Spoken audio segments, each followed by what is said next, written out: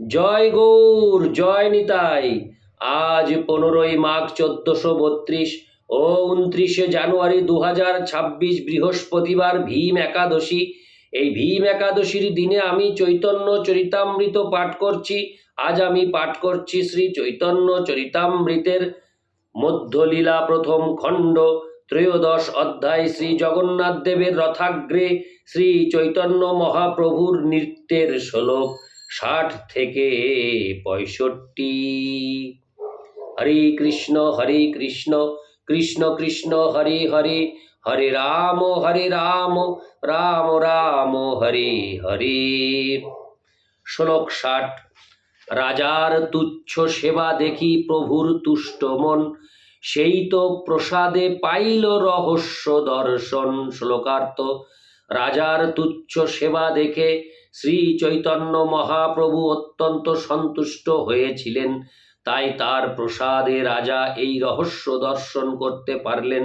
তাৎপর্য: শ্রী চৈতন্য মহাপ্রভুর কার্যকলাপের রহস্য শিল ভক্তি সিদ্ধান্ত সরস্বতী ঠাকুর বর্ণনা করেছেন।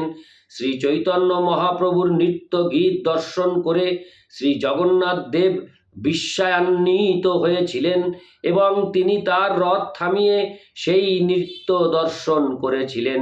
মহাপ্রভুও তার নৃত্যের দ্বারা শ্রী জগন্নাথের আনন্দ বিধান, হরে কৃষ্ণ, বিধান করেছিলেন।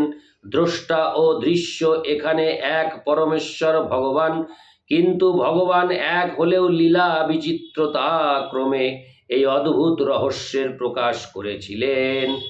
শ্রী চৈতন্য মহাপ্রভুর কৃপায় মহারাজ প্রতাপরুদ্র তা বুঝতে পেরেছিলেন। শ্রী চৈতন্য মহাপ্রভুর আর একটি রহস্য দর্শন হচ্ছে যে একই সময়ে তিনি 7টি সম্প্রদায়ে উপস্থিত ছিলেন। শ্রী চৈতন্য মহাপ্রভুর কৃপায় রাজা তাও উপলব্ধি করেছিলেন।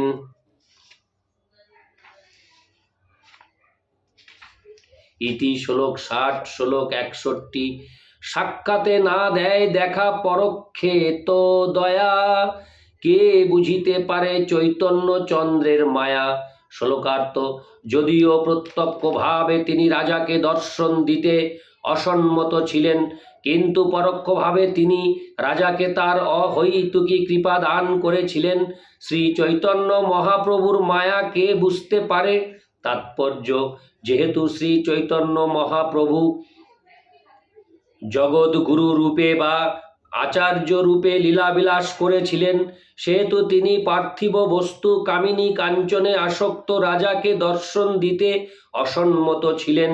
বাস্তবিকই রাজা সাধারণত কামিনী কাঞ্চন পরিবৃত হয়ে থাকেন, তাই একজন সন্ন্যাসী হিসাবে তিনি কামিনী কাঞ্চনের প্রতি বিতৃষ্ণ ছিলেন বলে রাজাকে দর্শন দিতে পারছিলেন না। কেননা সন্ন্যাসীর পক্ষে রাজদর্শন অত্যন্ত অশোভনীয় ব্যাপার। তাই প্রত্যক্ষভাবে রাজা নামের প্রতি মহাপ্রভুর তীব্র বিতৃষ্ণা থাকলেও কিন্তু পরোক্ষভাবে তার প্রতি তার এত কৃপা যে রাজা মহাপ্রভুর কৃপায় তার গূঢ় লীলার রহস্য পর্যন্ত জানতে সমর্থ হয়েছিলেন। বাস্তবিকই মহাপ্রভুর এই কৃপাও বঞ্চনার লীলা, অর্থাৎ একই সময়ে ঈশ্বর ও জীবের মতোই লীলার অর্থ তারই ঐকান্তিক ভক্ত ছাড়া আর কেউই বুঝতে সক্ষম নয়। ইতি শ্লোক 61। শ্লোক 62। সার্বভৌম কাশী মিশ্র দুই মহাশয়, রাজারে প্রসাদ দেখি হইলা বিস্ময়। শ্লোকার্থ। সার্বভৌম ভট্টাচার্য ও কাশী মিশ্র এই দুই মহাশয় রাজার প্রতি মহাপ্রভুর অহৈতুকী কৃপা দর্শন করে বিস্মিত হলেন। ইতি শ্লোক 62। শ্লোক 63। এই মতো লীলা প্রভু কইল কতক্ষণ, আপনে গায়েন না চানো নিজ ভক্তগণ। শ্লোকার্থ। এইভাবে শ্রী চৈতন্য মহাপ্রভু কিছুক্ষণ তার লীলা প্রকাশ করলেন। তিনি নিজেই কীর্তন করলেন এবং তার নিজ ভক্তগণকে নৃত্য করতে অনুপ্রাণিত করলেন। ইতি শ্লোক 63। শ্লোক 64। কভু এক মূর্তি কবু হন বহুমূর্তি, কার্য অনুরূপ প্রভু প্রকাশ হয় শক্তি।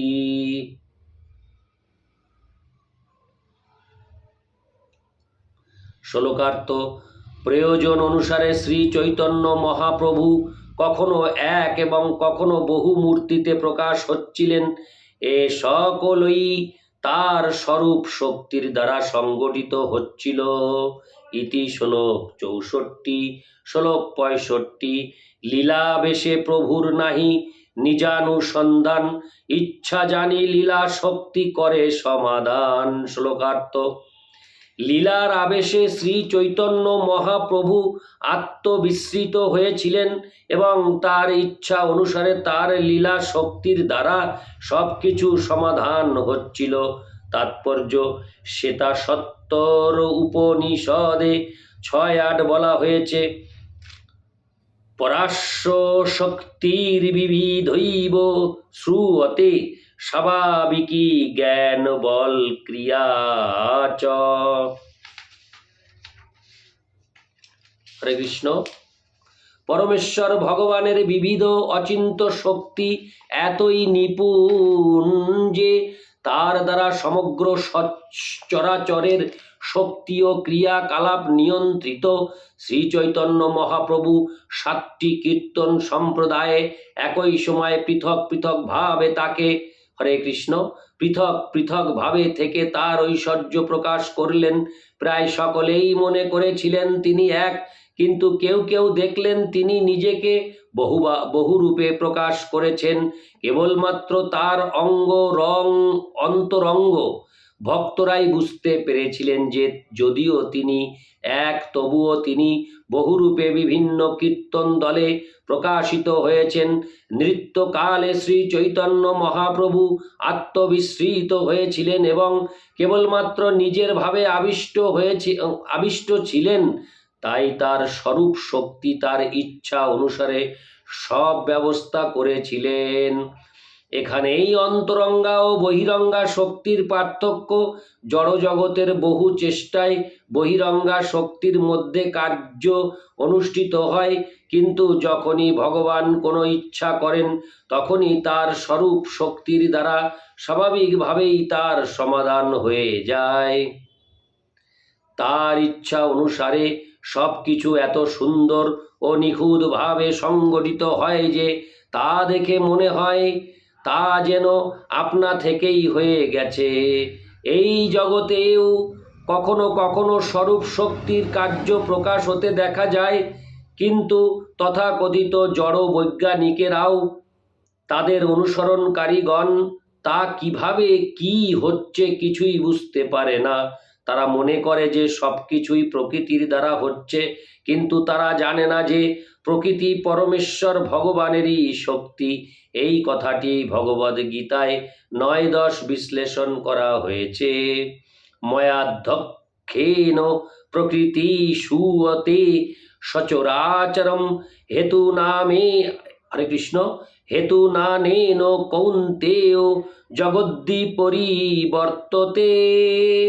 হে কুন্তি পুত্র, এই বিশ্ব চরাচরে আমারই অধ্যক্ষতায় প্রকৃতি কার্য করছে। এই প্রকৃতির নিয়মের দ্বারাই এই জগতের উৎপত্তি ও না বিনাশ হয়। ইতি শ্লোক 65। হরে কৃষ্ণ কৃষ্ণ কৃষ্ণ হরে হরে, হরে রাম রাম রাম হরে হরে। জয় গৌর, জয় নিতাই।